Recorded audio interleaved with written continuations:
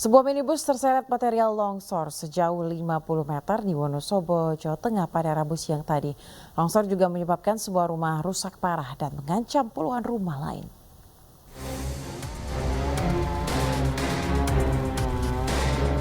Seperti inilah kondisi mobil elf milik warga Desa Selukatan, Kecamatan Mojo Tengah, Wonosobo, Jawa Tengah yang terseret longsor. Meski mobil masih dalam keadaan utuh, namun belum bisa dievakuasi. Sejumlah warga berusaha untuk menyingkirkan material longsor. Menurut saksi mata, mobil elf tersebut dalam kondisi kosong dan sedang terparkir di pinggir jalan. Tiba-tiba talud jalan sepanjang 12 meter dengan ketinggian 11 meter tersebut longsor. Beruntung tidak ada penumpang dalam mobil elf tersebut. Longsor juga menyebabkan rumah warga rusak dan penghuni rumah berhasil menyelamatkan diri ketika longsor terjadi. Jam 1 persis dan longsor ini mengakibatkan satu rumah rusak asli warga Desa Selukatan, termasuk juga ada mobil yang sampai saat ini belum terevakuasi sehingga masih di dalam area. Dengan longsor ini sekitar 50 ya, dari sini sampai bawah itu 50, hanya untuk ketinggian senderan ininya tingginya 11 dan panjangnya 12 meteran. Untuk mengantisipasi longsor susulan, dilakukan penanggulan menggunakan karung di lokasi kejadian, mengingat hujan deras diprediksi masih bisa terjadi. Dari Wonosobo, Jawa Tengah, Didik Dono Hartono, Ayus melaporkan. Sementara itu pemirsa, ditinggal berjualan di warung, sebuah rumah dan gudang barang bekas milik seorang lansia di Dusun Kerajaan Kabupaten Tangerang ludes terbakar. Kerugian ditaksir mencapai ratusan juta rupiah.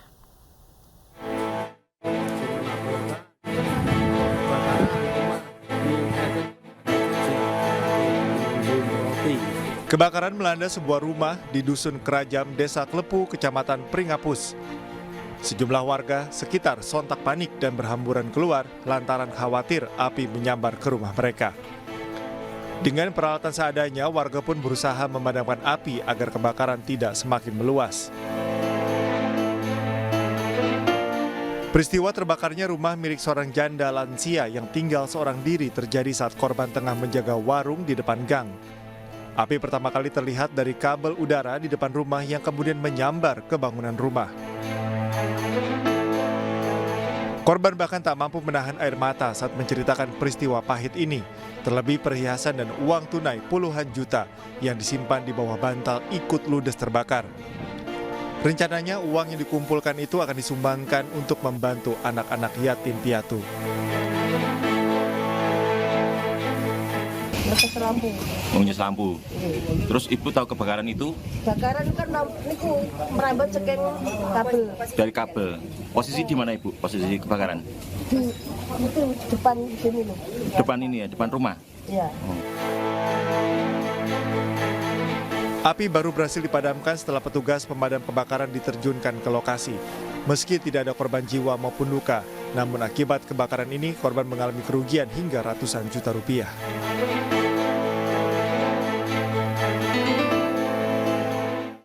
Pemirsa, gedung olahraga Purna Krida Kerobokan yang merupakan markas klub basket Bali United terbakar.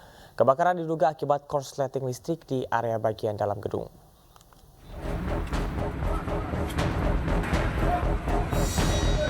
Gedung olahraga Purna Krida Kerobokan Badung, Bali yang merupakan markas klub basket Bali United kebakaran. Dalam sekejap, kobaran api dengan cepat menjalar ke seluruh bagian atap gedung. Kebakaran terjadi saat klub basket Bali United latihan. Tiba-tiba lampu gor padam dan saat lampu kembali menyala, pemain mencium dengan bau hangus disusul kobaran api di bagian atap gedung. Mereka segera keluar gor dengan membawa peralatan latihan. 11 unit mobil pemadam kebakaran dan penyelamatan Kabupaten Badung dikerahkan ke lokasi. Namun petugas kesulitan melakukan upaya pemadaman karena posisi api yang tinggi serta banyaknya bahan yang mudah terbakar.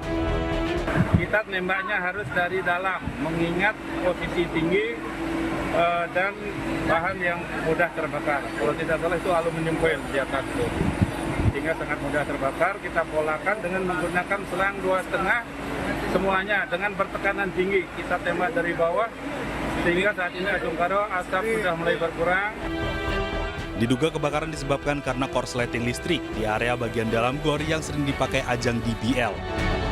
Dari Badung, Bali, Bagus Alit, iNews melaporkan.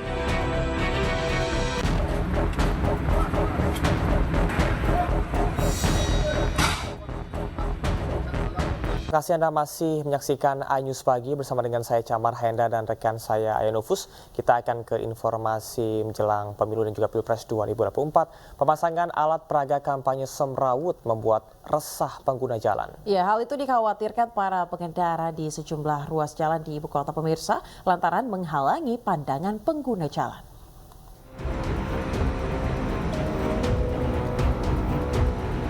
Meski namanya pesta demokrasi, tapi bukan berarti membuat resah dan membuat pandangan pengguna jalan menjadi terganggu. Hal itulah yang dikhawatirkan para pengendara di sejumlah ruas jalan di ibu kota. Deretan alat peraga kampanye berupa bendera parpol yang berkibar ini menghalangi pandangan pengendara sepanjang flyover Pancoran dan flyover Senen, Jakarta. Meski pemilu hanya berlangsung 5 tahun sekali, besar harapan penyelenggara dan peserta pemilu makin cerdas dan tegas dalam mengatur pemasangan alat peraga kampanye yang semrawut. Dari Jakarta, Elsie Casey, Ahmad Putra, iNews melaporkan. Pemirsa, perbincangan netizen di media sosial mengenai debat Cawapres menjadi trending topik. Warganet mengkritik beberapa gimmick yang ditunjukkan Gibran Rakabuming Raka.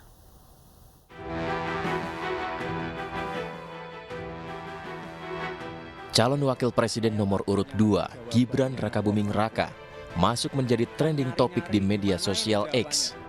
Sayangnya mayoritas komentar justru menyesalkan apa yang diperlihatkan Gibran dalam debat semalam.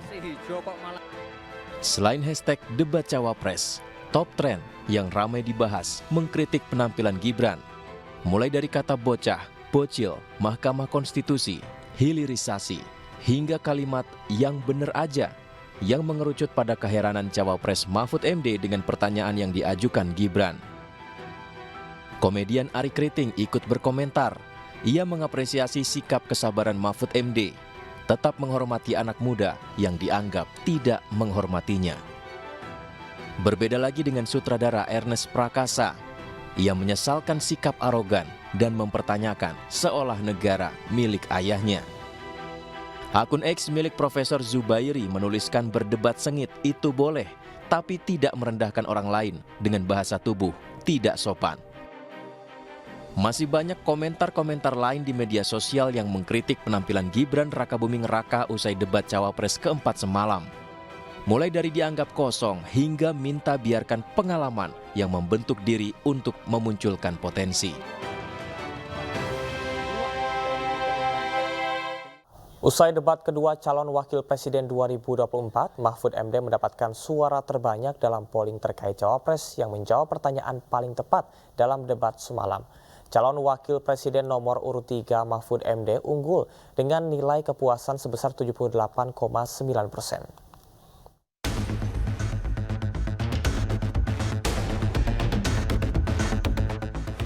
Penampilan calon wakil presiden nomor urut 3 Mahfud MD paling memuaskan dalam debat keempat Pilpres 2024 yang digelar KPU di JCC Senayan, Jakarta Minggu malam. Dalam survei Litbang Kompas, Mahfud unggul dari kedua rivalnya, Muhaimin Iskandar dan Gibran Rakabuming Raka. Mahfud mendapatkan nilai kepuasan tertinggi dan berada pada nilai 78,9%. Disusul Gibran dengan tingkat kepuasan 68%. Sementara Muhaimin Iskandar berada di peringkat terakhir dengan tingkat kepuasan 61,2%. Hanya 20,4% yang menilai penampilan Mahfud tidak memuaskan. Sedangkan Gibran mendapatkan nilai ketidakpuasan 30,6% dan Muhaimin Iskandar sebesar 38,1%. Penilaian kepuasan terhadap kandidat setidaknya dinilai dari 3 aspek, yakni menjawab pertanyaan secara lancar dan jelas. Mahfud memperoleh nilai 7,4, sedangkan Gibran mendapatkan nilai 7,1 dan Muhaimin Iskandar meraih nilai 6,9. Pada kemampuan menjawab dan menguasai permasalahan, Mahfud meraih nilai tertinggi 7,4, Gibran memperoleh nilai 7, dan Muhaimin Iskandar 6,9. Sementara pada aspek penampilan kandidat di atas panggung, Mahfud MD tetap unggul dengan nilai 7,7. Disusul Muhaimin Iskandar dengan perolehan 7,6 dan Gibran berada di posisi terendah dengan nilai 7,3. Selain itu, Mahfud juga unggul dalam polling yang diselenggarakan oleh iNews TV. Mahfud MD dianggap sebagai cawapres yang paling bagus menjawab pertanyaan dalam debat dengan perolehan 54%. Disusul Muhaimin Iskandar dengan perolehan 24% dan Gibran Rakabuming Raka dengan perolehan 22%. Tim Liputan iNews melaporkan. Sementara itu pemirsa, pose 2 jari dari dalam mobil Presiden Joko Widodo saat berkunjung ke Salatiga, Jawa Tengah viral di media sosial. Pose tersebut diduga sebagai dukungan ke pasangan calon nomor urut 2 Prabowo Gibran.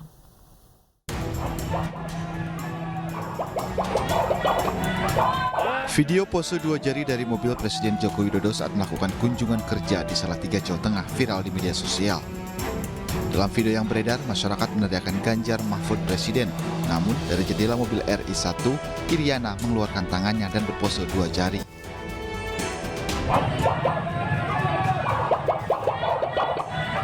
Ganjar Mahfud!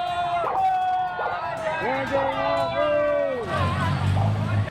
Atas sikap Iriana, Jokowi menanggapi santai. Jokowi bahkan menjawab hal itu menyenangkan. Ya kan katanya itu menyenangkan. Iya betul ya Pak? Nggak tahu, ya menyenangkan. Diketahui pemilihan presiden pemilu 2024 diikuti oleh 3 pasangan calon. Nomor urut 1 pasangan Anies Muhaimin, nomor urut 2 Prabowo Gibran, dan nomor urut 3 Ganjar Mahfud. Pose 2 jari yang dikeluarkan dari mobil RI1 ini diduga sebagai dukungan untuk paslon Capres-Cawapres Prabowo Gibran. Tim Liputan iNews melaporkan. Pemirsa, Presiden Joko Widodo menyatakan bahwa Presiden dan Menteri boleh memihak dan berkampanye selama tidak menggunakan fasilitas negara. Namun pernyataan tersebut berbeda dengan apa yang disampaikan Jokowi sebelumnya yang meminta pejabat untuk netral. Ya ini kan hak demokrasi, hak politik setiap orang, setiap menteri sama saja. Yang paling penting Presiden itu boleh loh kampanye. Presiden itu boleh loh memihak. Boleh. Tapi yang paling penting waktu kampanye tidak boleh menggunakan fasilitas negara. Boleh, Pak. Kita ini kan pejabat publik sekaligus pejabat politik. Masa gini nggak boleh berpolitik? Nggak boleh. Menteri juga boleh. Ini perlu saya sampaikan bahwa pemerintah daerah, pemerintah provinsi, pemerintah kabupaten, pemerintah kota, pemerintah pusat, semua harus netral. ASN semua harus netral, TNI semua harus netral, Polri semua harus netral. Pernyataan Presiden Joko Widodo terkait netralitas aparat di Pilpres 2024 di Halim Perdana Kusuma yang memperbolehkan Presiden dan menterinya berpihak berbeda dengan apa yang disampaikan Presiden Joko Widodo 1 November 2023 saat meninjau proyek IKN di Penajam Pasar Utara, Kalimantan Timur. Hal ini pun menuai sorotan dari sejumlah pihak, salah satunya dari pakar hukum tata negara Charles Simabura. Charles menilai meski secara aturan diperbolehkan berpihak, sebaiknya Presiden berada pada posisi netral karena akan menimbulkan kecurigaan atas penggunaan fasilitas negara. Nah ini kan akan menimbulkan kecurigaan semua pihak. Pertama, bukan tidak mungkin ketika Presiden memberikan dukungan secara terang-benderang itu ya, instrumen-instrumen lain juga akan semakin masif digunakan, yaitu fasilitas negara, pengarahan aparat dan yang lain-lainnya. Makanya kemudian untuk menghindari dugaan bahwa Presiden tidak netral atau Presiden kemudian akan menggunakan kekuasaannya dalam konteks untuk memenangkan salah satu pasangan calon, menurut saya sebaiknya Presiden tidak ikut ya dalam kontestasi kampanye seperti yang kemudian sudah dipraktikkan beliau kemarin-kemarin. Lebih lanjut, pengamat juga menjelaskan alasan Presiden harus netral di pemilu 2024. Sebab Presiden bukan sekedar jabatan politik, tapi juga sebagai kepala pemerintahan dan kepala negara. Presiden membawahi jutaan penegak hukum, baik polisi hingga aparatur sipil negara. Tim Liputan iNews melaporkan. Sementara itu pemirsa, pernyataan Presiden Joko Widodo soal presiden boleh kampanye memihak asal tidak menggunakan fasilitas negara ini menuai tanggapan dari berbagai pihak, termasuk Capres dan Cawapres Anies Baswedan dan Mahfud MD. Di sela-sela kunjungannya ke Pondok Pesantren An-Nur di Bantul Daerah Istimewa Yogyakarta, calon wakil presiden nomor urut 3 Mahfud MD menanggapi dengan santai pernyataan dari Presiden Jokowi yang mengatakan jika presiden boleh melakukan kampanye memihak asal tidak menggunakan fasilitas negara. Pernyataan yang dilontarkan Presiden Jokowi dianggap Mahfud sebagai kewenangan dari presiden. Katakan begitu silakan aja, Anda mau ikut atau enggak itu kan terserah. Kalau menurut aturannya seperti apa, Prof? Aturannya, Prof. Etikanya gimana secara ketatanegaraan? Nanti tanya ke Biro Hukum Sekretaris Negara aja. Memperkeruh suasana enggak, Prof? Enggak, kalau saya enggak keruh tuh, malah sejuk ini ke sini. Sementara calon presiden nomor urut 1 Anies Baswedan juga turut mengomentari pernyataan Presiden Joko Widodo. Saya masyarakat bisa mencerna dan menakar, menimbang pandangan tersebut. Karena sebelumnya yang kami dengar adalah netral, mengayomi semua, fasilitasi semua. Jadi kami serahkan aja kepada masyarakat Indonesia untuk mencerna. Di balik pernyataannya, Anies menyerahkan kembali kepada masyarakat untuk menilai pernyataan Jokowi soal presiden boleh memihak. Tim Liputan iNews melaporkan. Mahfud MD angkat bicara soal desakan mundur dari posisinya sebagai Menko Polhukam jelang Pilpres 2024. Ia mengatakan akan mundur di saat dan momentum yang tepat.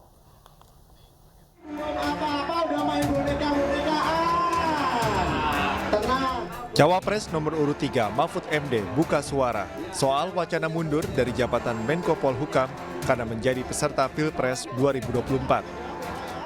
Hal ini disampaikan Mahfud saat berbicara dalam kegiatan bertajuk Tabrak Prof yang digelar Selasa malam. Mahfud mengatakan pada saatnya nanti ia akan mundur dari posisi sebagai Menko Polhukam secara baik-baik agar tidak ada pertentangan di kemudian hari. Ia juga menyinggung soal pernyataannya pasca debat keempat kemarin yang berterima kasih pada Presiden Jokowi karena telah mengangkatnya sebagai Menko Polhukam selama 4,5 tahun. Saya pada saatnya yang tepat nanti pasti akan mengajukan pengunduran diri secara baik-baik. Jadi tidak ada pertentangan antara saya dengan Pak Ganjar. Itu sebabnya kalau saudara semua cermat, pada saat penutupan debat itu saya akan membacakan sebuah pernyataan. Saya berterima kasih kepada Pak Jokowi yang telah mengangkat saya 4,5 tahun yang lalu sebagai Menko Polhukam. Dan saya percaya dia punya niat baik untuk rakyat ketika mengangkat saya sebagai Menko Polhukam. Dan saya membantunya.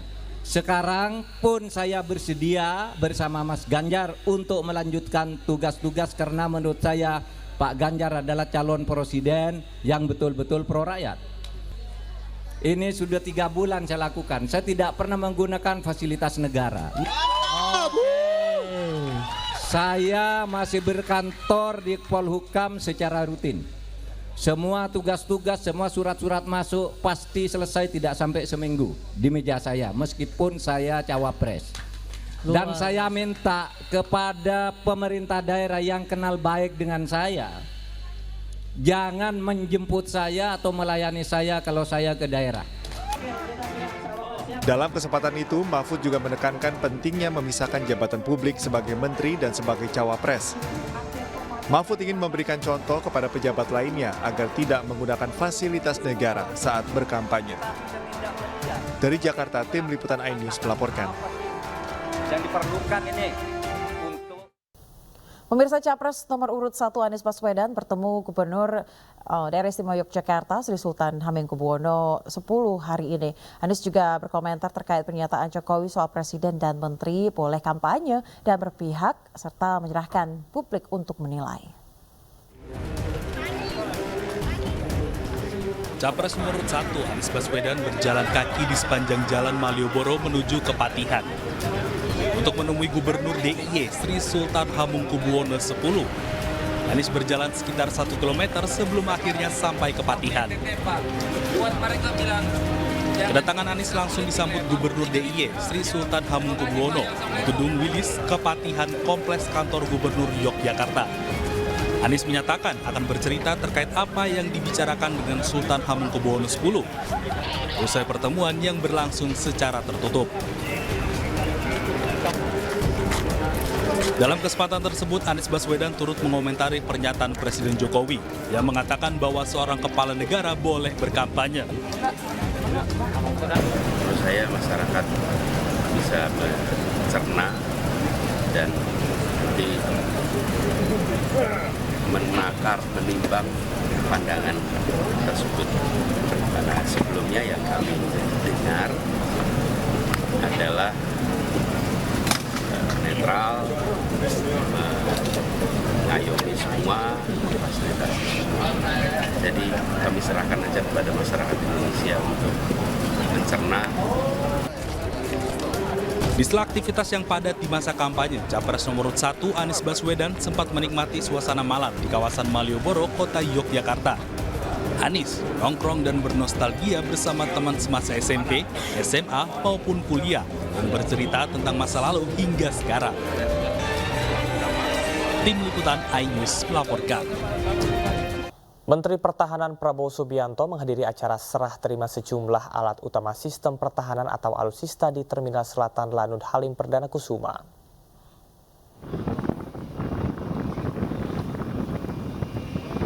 Didampingi Presiden Joko Widodo serta sejumlah petinggi negara diantaranya Panglima TNI, Jenderal TNI Agus Subianto dan perwakilan dari Parlemen, Ketua Komisi 1 DPR Mutia Hafid, Kepala Staf Angkatan Darat Maruli Simanjuntak, Kepala Staf Angkatan Laut Laksamana TNI Muhammad Ali, Kepala Staf Angkatan Udara Marsikal TNI Fajar Prasetyo. Ada 3 unit alutsista yang diserahkan, yakni pesawat C-130, J-30 Super Hercules, helikopter A-5 550 VNH, dan helikopter Amerika Serikat 565 Panther. Presiden Jokowi mengatakan keberadaan alutsista ini penting bagi Indonesia yang banyak memiliki bandar udara dengan landasan pendek. Selanjutnya penyerahan secara simbolis miniatur kunci pesawat oleh Menteri Pertahanan Republik. Ya, pemirsa, caleg DPR RI Dapil Jawa Tengah 1 dari Partai Perindo Syafril Nasution meyakini suara yang ada di Jawa Tengah mutlak dikuasai oleh paslon nomor urut 3 Ganjar Pranowo dan Mahfud MD. Ya, menurutnya suara di Jawa Tengah diyakini bakal dikuasai lantaran Ganjar Pranowo telah berkiprah selama 10 tahun sebagai Gubernur Jawa Tengah.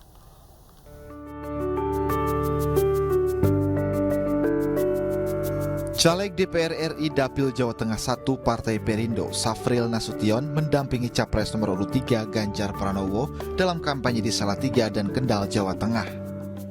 Dalam kampanyenya, Ganjar bertemu dengan para relawan dan kader partai koalisi di Salatiga.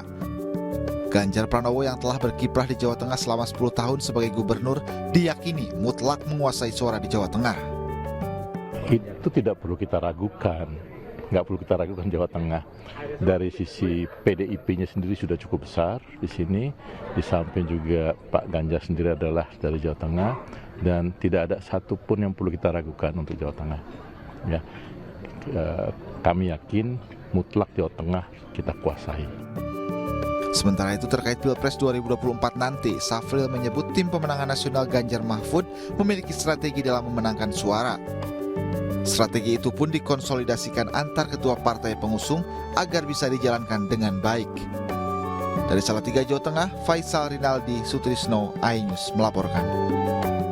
Pemirsa, pelantikan ribuan pengurus kecamatan kader Majelis Muzakarah Muhtadi Cidahu, Banten atau M3CB digelar di kediaman ulama karismatik Abu Yadim Yati di Pandeglang, Banten. Iya, seluruh pengurus nantinya akan mendukung dan memenangkan pasangan calon presiden dan wakil presiden nomor urut 3 Ganjar Pranowo dan Mahfud MD.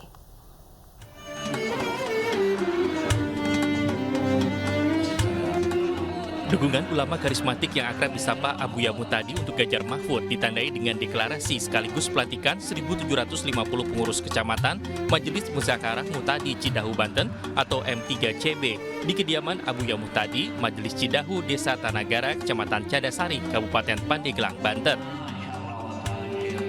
Dalam pelantikan ini, Abu Yadim Yati mengatakan dukungan terhadap pasangan Capres dan Cawapres Ganjar Mahfud. Seluruh kader akan bekerja keras memenangkan pasangan calon nomor urut 3 pilihan ulama karismatik tersebut. Untuk kegiatan hari ini yaitu pelantikan pengurus kecamatan M3CB Majelis Muzakarah Muhtadi Cidahu, Banten untuk Kabupaten Pandeglang dan Kabupaten Lebak. Acara intinya itu sekaligus penguatan untuk pemenangan Pak Ganjar dan Pak Mahfud. Pelantikan pengurus kecamatan M3CB berasal dari Kabupaten Lebak dan Kabupaten Pandeglang.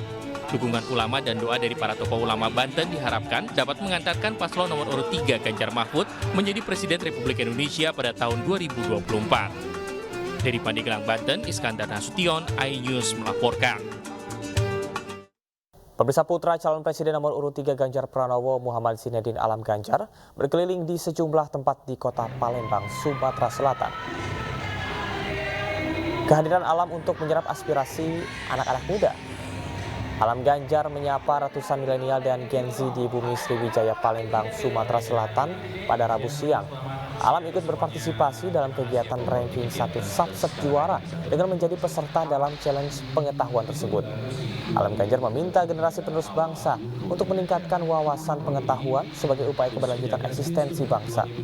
Kehadiran Alam untuk berdialog dan menyerap aspirasi anak muda di Sumatera Selatan, khususnya kota Palembang.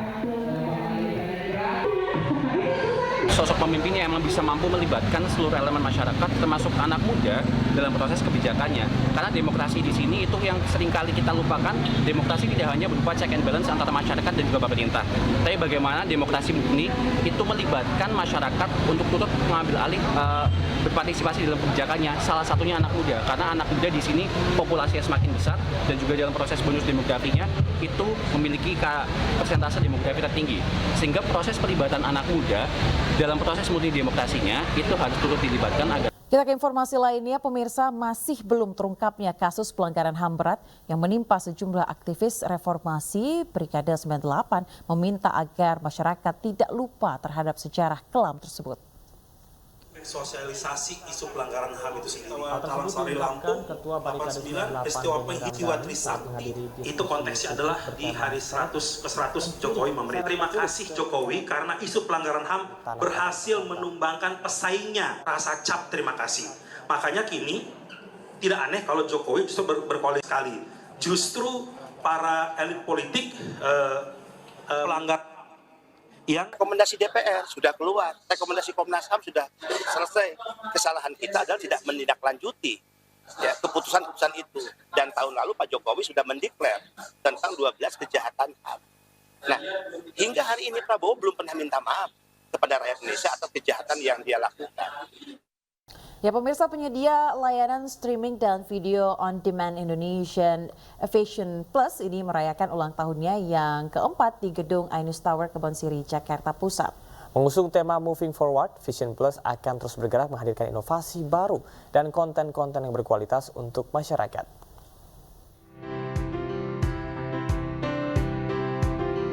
Pemotongan tumpeng oleh Eksekutif Chairman MNC Group Haritanu Sudibyo beserta istri Liliana Tanu Sudibyo dan Managing Director Vision Plus Clarissa Tanu Sudibyo menandai peringatan ulang tahun keempat Vision Plus di gedung iNews Tower Kebonsiri, Jakarta Pusat.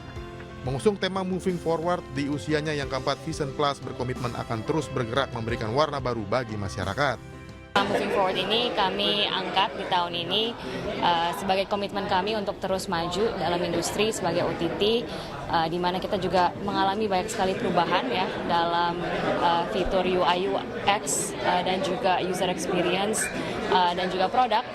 Jadi memang saya rasa ini tepat sekali untuk kita mengangkat tema Moving Forward. Jadi kita mengalih ke depan ke arah yang lebih positif untuk Vision Plus. Kita dalam proses menyatukan LCT Plus dan Vision Plus. Ya. Sudah tapi pakai sistem yang lama kan. Vision Plus sendiri akan launch sistem yang baru Miranda ya. Itu mudah-mudahan akan menjadi app yang terbaik, one of the best di Indonesia. Perayaan ulang tahun Vision Plus ditutup dengan pemutaran series original berjudul The One yang mengangkat lika-liku perjalanan hidup sebuah tim e-sports demi meraih prestasi. Dari Jakarta, Dilami Aulia Sadusanto, iNews melaporkan. Terima kasih Anda masih di iNews Pagi pemirsa, bersama saya Ayah Nufus dan rekan saya Camara Ainda. Dan pemirsa, demikian tadi adalah berita pilihan dalam iNews Pagi hari ini. Kita ke informasi berikutnya.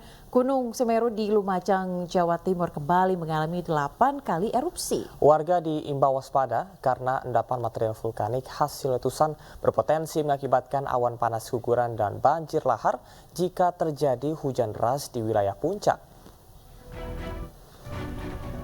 Gunung Semeru kembali semburkan material vulkanik setinggi 800 meter dari puncak.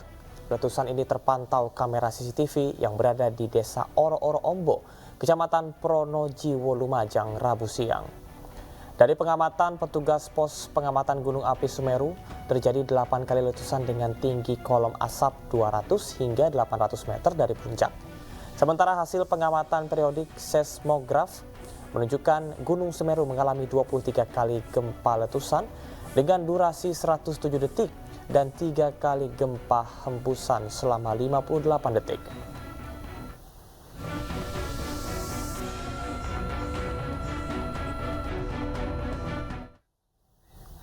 Pemirsa, Wakil Ketua Umum PSSI Zainuddin Amali mengaku puas dengan perjalanan Timnas Indonesia di AFC Asian Cup 2023 meski pada laga terakhir Grup D tumbang dari Jepang dengan skor 1-3. Menurutnya, para pemain sudah meladeninya dengan segala kemampuan yang dimiliki. Anak kita saya kira melawan negara yang dengan peringkat jauh di atas kita, tapi bisa main dengan meladeni permainan Jepang ya. Cuma memang ya ada beberapa yang kejadian yang harusnya tidak terjadi ya. Bahkan tadi gol bunuh diri yang terakhir. Tapi secara keseluruhan saya melihat bahwa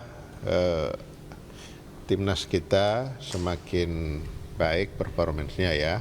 Apalagi kemarin sudah sampai bisa mengalahkan Vietnam, itu saya kira harapan baru buat kita. Dan ini kan anak-anak juga nanti yang U23 mereka akan banyak yang mainnya karena usia-usia yang masih di bawah usia 23. Jadi tentu PSSI berharap masih kita bisa lanjut lagi walaupun nasib kita ditentukan oleh negara lain.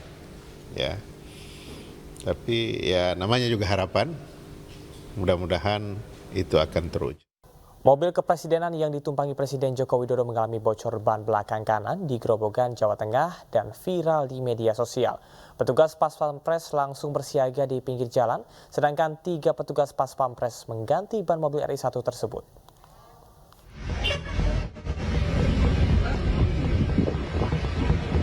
Dari rekaman video amatir seorang pengendara mobil, terlihat mobil kepresidenan RI1 yang ditumpangi Presiden Joko Widodo tiba-tiba berhenti di pinggir jalan Grobogan Blora, Tawang Harjo, Grobogan, Jawa Tengah, Rabu pagi. Dalam video terdengar narasi bahwa ban mobil Presiden Joko Widodo mengalami bocor ban belakang kanan dan sedang diperbaiki oleh Pas Pampres.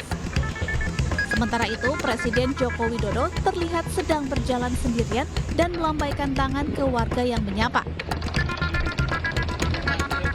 Sambil menunggu ban diperbaiki, Presiden didampingi Menteri PUPR Basuki Mulyono melakukan pengecekan jalan cor yang selesai diperbaiki sebulan lalu.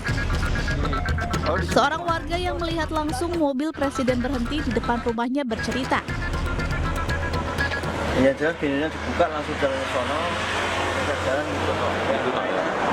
Karena penduduk masyarakat biasa kumpul sama Pak Mampres, nah kita nggak tahu Pak aktivitas itu. Ya. Tapi tahunya aktivitas bongkar ban atau Pak? Kayaknya ada, cuma yang terpenting lagi malah itu pembagian kaos-kaos itu. Aktivitas Presiden Joko Widodo di lokasi jalan cor tersebut berlangsung kurang lebih 15 menit. Selesai melakukan pengecekan ban, mobil Presiden ternyata masih aman. Perjalanan kemudian dilanjutkan kembali menuju Blora, Jawa Tengah. Dari Grobogan, Jawa Tengah, Rustama Nusantara, Ainus melaporkan. Pemirsa, setelah 2 kali mangkir, tersangka kasus rumah produksi film porno Siskae ditangkap di sebuah hotel di Sleman, daerah istimewa Yogyakarta. Tersangka kasus produksi film dewasa Francisca Chandra Novita Sari alias Siskae tiba di Polda Metro Jaya pada Rabu malam. Total ada 11 tersangka dalam kasus ini, diantaranya Siskae Firly Virginia dan Meli Trijipi. Namun Polda Metro Jaya tidak menahan semua pemeran dan hanya dikenakan wajib lapor 2 kali dalam seminggu. Sebelumnya, Siskae mengajukan sidang gugatan pra-peradilan ke Pengadilan Negeri Jakarta Selatan atas penetapannya sebagai tersangka dalam kasus film dewasa.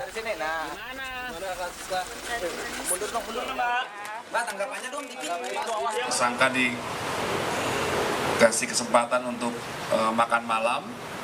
Kemudian telah dilakukan pemeriksaan kesehatan terhadap tersangka FCN alias S, hingga juga dilakukan tes urin dengan hasil negatif. Kemudian rekan-rekan tadi saksikan tersangka S sudah selesai dilakukan pemeriksaan kesehatan dan tes urin, dan selanjutnya dilakukan pemeriksaan di lantai 5. Pemirsa, oknum guru agama di Bengkulu Utara mencabuli 24 siswinya. Aksi bejat ini dilakukan saat proses praktik sholat tengah berlangsung di ruang kelas.